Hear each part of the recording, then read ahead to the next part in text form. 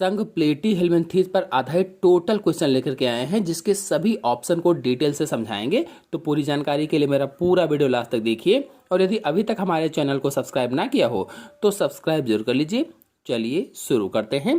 पहला क्वेश्चन है, फीता कृमि पोषक से अपना भोजन किसके द्वारा प्राप्त करते हैं? जो फीता कृमि होते हैं, जो टेनिया सोलियम होती है या टेपवार्म होती है, वो पोषक से या होस्ट से अपना भोजन किसके द्वारा प्राप्त करती है? ऑप्शन सही होगा इसमें से सी, अध्यावरण से अवशोषण के द्वारा। यानी जो अध्यावरण होता है, अध्यावरण का मतलब है बाहरी जो त्वचा होती है, जो स्किन होती है, उससे अवशोषित कर लेती है भोजन को, इस तरह से करती है। नेक्स्ट क्वेश्चन है, यकृत फ्लूक अथवा लीवर फ्लूक का मध्य पोषक है। यकृत फ्लूक या लीवर फ्लूक का मध्य पोषक कौन सा होता है? ऑप्शन सही होगा इसमें से घोंघा, सी वाला घोंघा होता है। यदि आप लोग फैसियोला अथवा यकृत फ्लूक का जीवन चक्र देखना चाहते हैं तो मेरे चैनल में वीडियो अपलोडेड है, फीता कृमि का भी अपलोडेड है, आप लोग जाकर के देख सकते हैं, डिटेल से समझ सकते हैं। नेक्स्ट क्वेश्चन है, ज्वाला कोशिकाएं पाई जाती हैं, flame cells are found in, किस संघ में पाई जाती हैं? तो ऑप्शन सही होगा इसमें प्लेटी हेलमिंथेस संघ में ज्वाला कोशिकाएं अथवा फ्लेम सेल्स पाई जाती हैं। नेक्स्ट क्वेश्चन है, टीनिया सोलियम का मुख्य लक्षण है। टीनिया सोलियम का मुख्य लक्षण क्या होता है? पहला दिया गया है आसंजन के लिए अंकुशों की उपस्थिति, तो ये इसका लक्षण होता है। फिर दूसरा है पाचन तंत्र की अनुपस्थिति, ये भी इसका लक्षण है। बाह्य रूप से विभाजित शरीर, ये भी इसका लक्षण है। इसका मतलब उपरोक्त सभी वाला ऑप्शन सही होगा, डी वाला।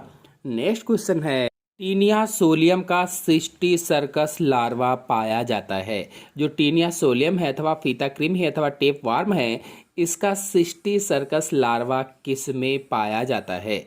आंसर सही होगा इसमें से पिग में पाया जाता है। पिग अर्थात सुअर में पाया जाता है।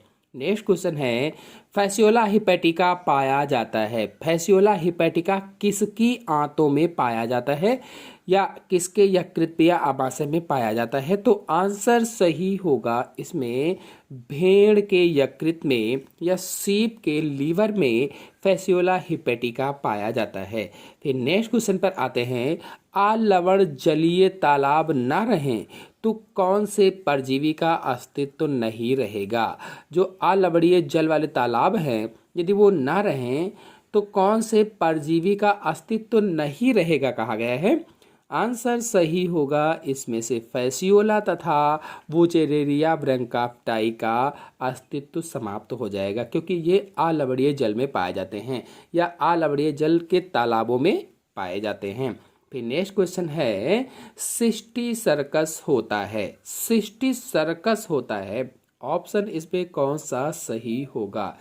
तो टीनिया का लार्वा प्रावस्था होती है। जो टीनिया है, टेपवार्म है, इसकी लार्वा स्टेज होती है सिस्टी सर्कस, यानी पहला वाला ऑप्शन सही होगा। और फिर नेक्स्ट क्वेश्चन पर आते हैं, फीता कृमि की कौन सी प्रावस्था मानव के लिए संक्रामक होती है? ऐसी कौन सी प्रावस्था है जो मानव के लिए संक्रामक होती है? तो ऑप्शन सही होगा इसमें से सी, ब्लैडर वर्म। जो ब्लैडर वर्म है, यही अवस्था संक्रामक होती है, इन्फेक्टिव स्टेज होती है।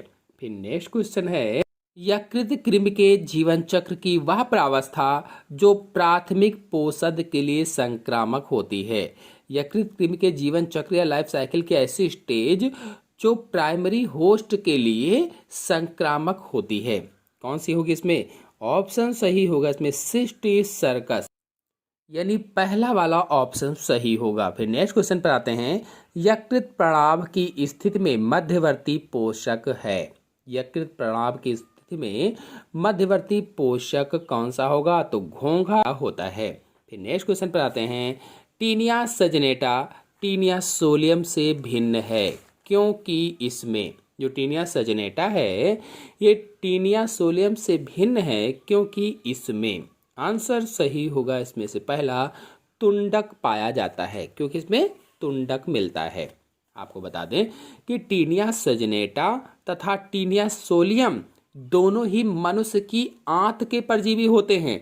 मनुष्य की जो इंटेस्टाइन होती है उसके पैरासाइट होते हैं, और इनके शरीर में 3 भाग, यानी इनका शरीर 3 भागों का बटा होता है। एक तो स्कॉलेक्स, दूसरा ग्रीवा और तीसरा स्ट्रोबिला।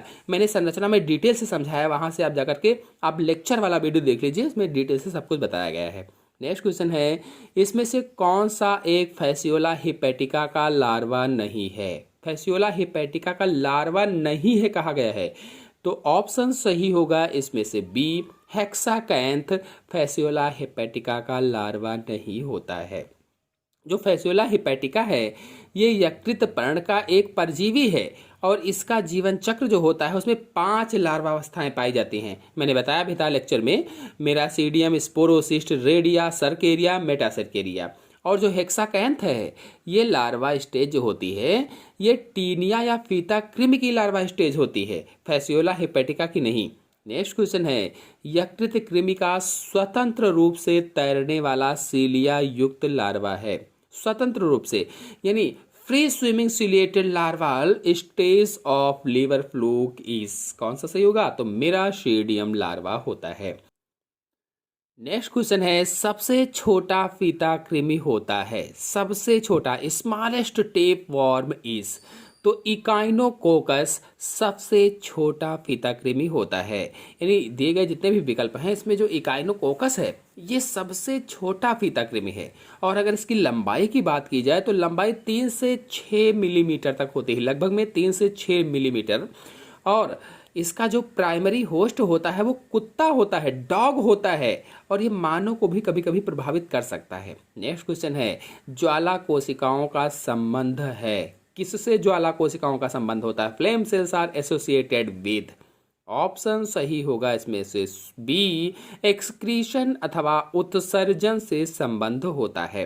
यानी जो फ्लेम सेल्स होती हैं, जो ज्वाला कोशिकाएं होती हैं, ये प्लेटीहेल्मिन्थीज संघ के जंतुओं में पाई जाती हैं और इनका कार्य क्या होता है? तो एक्सक्रीशन करना, उत्सर्जन करना इनका कार्य होता है। और अधिक जानकारी के लिए कि ज्वाला कोशिकाएं क्या क्या होती है, क्योंकि इन पर बहुत सारे क्वेश्चन पूछे जाते हैं, आप मेरा लेक्चर वाला पिछला वीडियो देखिए, उसमें मैंने डिटेल से सब कुछ ज्वाला कोशिकाओं के बारे में समझाया है। नेक्स्ट क्वेश्चन है, सिस्टोसोमा में गायनकोफोरिक कैनाल पाई जाती है। इन सिस्टोसोमा गायनकोफोरिक कैनाल आकर्स इन, ऑप्शन सही होगा इसमें से पहला, नर में मादा को पकड़ने के लिए, in male for holding female.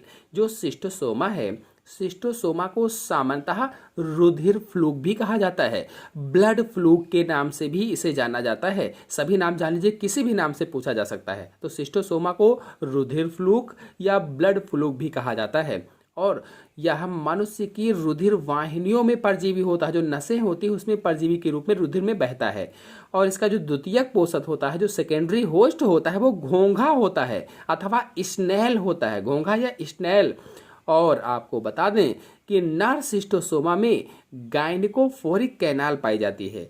और जो गायनिकोफोरिक कैनाल है इसका उपयोग यह निषेचन के समय मादा को पकड़ने के लिए करता है। जब निषेचन करना होता है उस समय इसी से मादा को पकड़ता है और निषेचन के बाद मादा नर से अलग हो जाती है और अंडे देती है। नेक्स्ट क्वेश्चन है, सिस्टोसोमा को समानतः कहते हैं।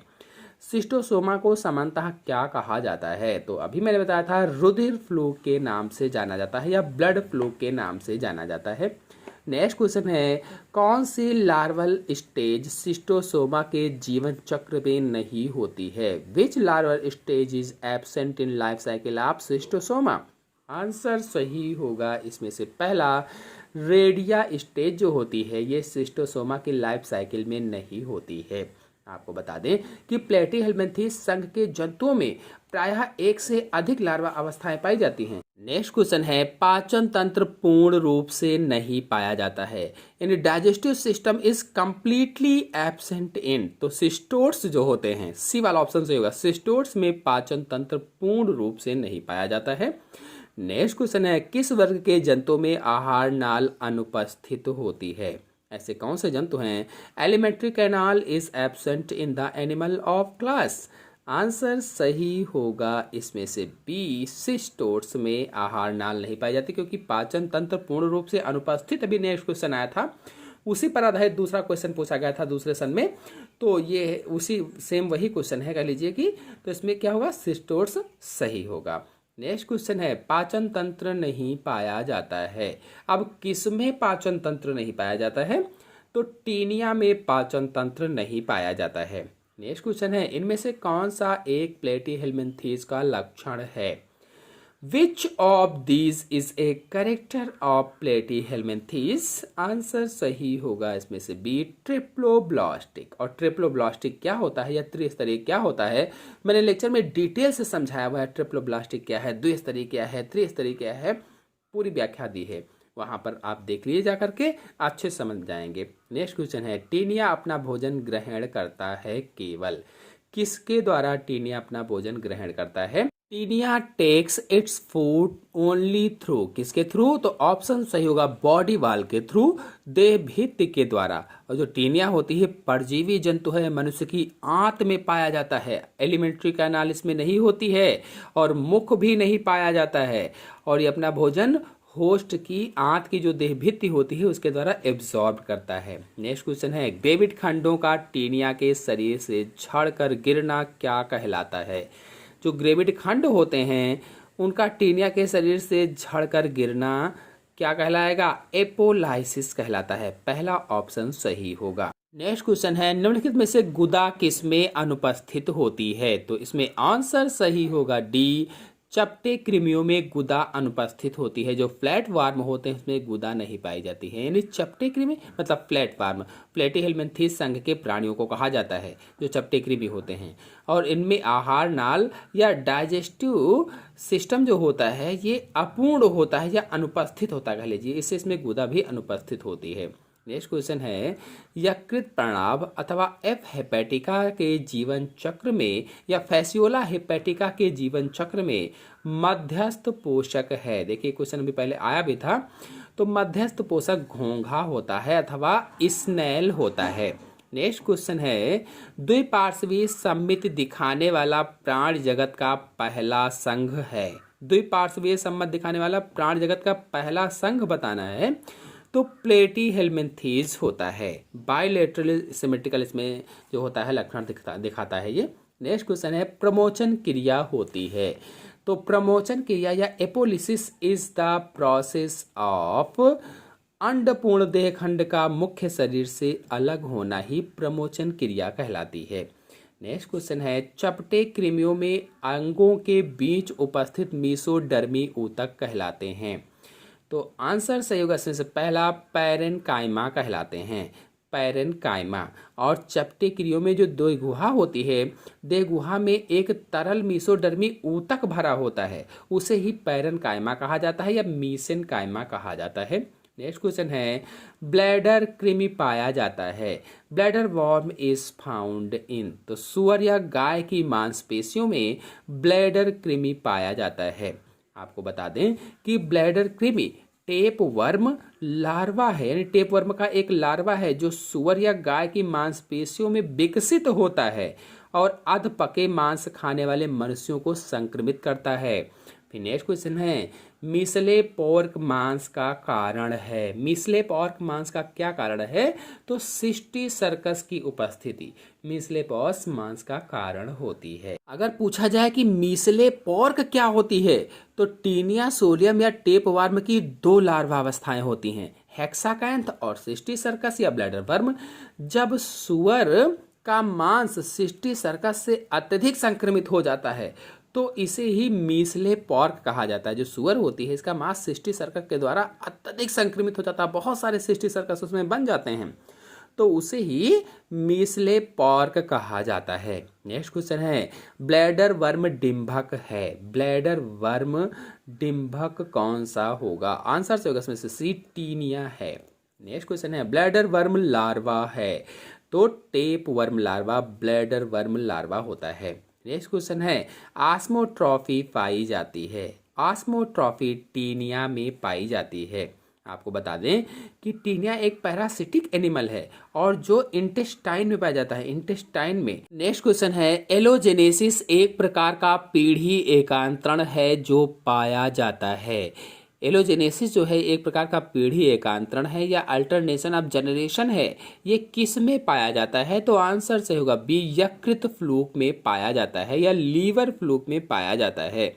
और जब अलैंगिक अवस्था अल्प विकसित होती है और लैंगिक अवस्था अत्यधिक विकसित होती है, तब ऐसे पीढ़ी एकांतरण को एलोजेनेसिस कहा जाता है। यानी एसेक्सुअल स्टेज अल्प विकसित हो और सेक्सुअल स्टेज अत्यधिक विकसित हो, तो ऐसे पीढ़ी एकांतरण को एलोजेनेसिस कहा जाता है। एलोजेनेसिस। नेक्स्ट क्वेश्चन है, इनमें से कौन त्रिस्तरीय जंतु है? त्रिस्तरीय जंतु कौन सा है? Which of these is a triploblastic animal? तो ये सभी, चाहे वो स्केरिस हो, चाहे वो हिरडनेरिया हो, चाहे वो टीनिया सोलियम हो, ये सभी त्रिस्तरीय जंतु होते हैं या ट्रिप्लोब्लास्टिक जंतु होते हैं। और ट्रिप्लोब्लास्टिक क्या है, अगर ये जानना चाहते हैं तो मेरे चैनल में वीडियो अपलोडेड है, आप लोग जाकर के देख सकते हैं। फिर भी जल्दी से बता देते हैं कि ऐसे जंतु जिनमें भ्रूणीय अवस्था में 3 जननिक स्तर होते हैं, यानी जिनका भ्रूणीय स्तर 3 जननिक स्तरों से मिलकर बना होता है, एम्ब्रियोनिक स्टेज 3 जर्मिनल लेयर्स से मिलकर बनी होती है, उन्हें ही ट्रिप्लोब्लास्टिक कहा जाता है। नेक्स्ट क्वेश्चन है, इनमें से कौन सा जंतु समूह आंतरिक परजीवी नहीं है? तो आंसर सही होगा इसमें से सी, टर्बेलिया जंतु समूह आंतरिक परजीवी नहीं होता है। आपको बता दें कि संघ प्लेटी वर्ग को मैंने बताया था लेक्चर में कि 3 वर्गों में मुख्य रूप से बांटा गया है, टर्बेलिया, सिस्टोडा और ट्रेमेटोडा। ये 3 वर्ग हैं प्लेटी के। और इनमें से जो सिस्टोडा है, सिस्टोडा के सभी जंतु अंतः परजीवी होते हैं, और जो ट्रेमेटोडा है, ट्रेमेटोडा के जंतु बाह्य परजीवी तथा अंतः परजीवी दोनों होते हैं। जबकि जो टर्बेलिया है, इसके जितने भी जंतु होते हैं वो स्वतंत्र जीवी होते हैं, फ्री लिविंग होते हैं। आशा है आप सभी लोगों को वीडियो समझ में आया होगा। समझ में आया हो तो वीडियो को लाइक और शेयर कीजिए। चैनल पर नए हैं तो चैनल को सब्सक्राइब कर लीजिए। धन्यवाद।